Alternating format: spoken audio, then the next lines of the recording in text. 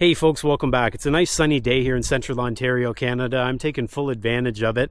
As you know, if you've been following the channel, this winter has been incredibly long, full of all kinds of snow, full of all kinds of setbacks, and the biggest one being that big ice storm.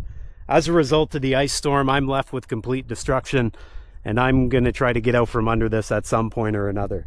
Now, what I'm going to do to try to get ahead a little bit here today is work on the landing area. And if we look sort of down this way, you'll see all kinds of wood chips, and up this way as well. Now these wood chips are from stumps that I've been grinding with the WG24, the Woodland Mills stump grinder.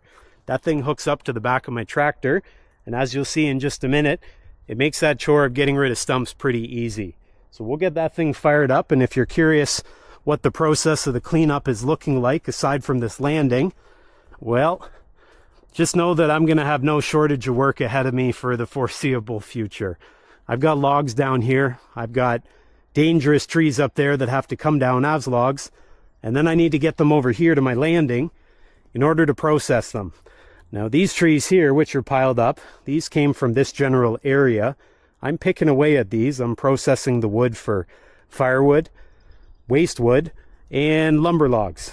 And once I get through that processing, I'll have room to bring more logs over here, and then we'll continue the process.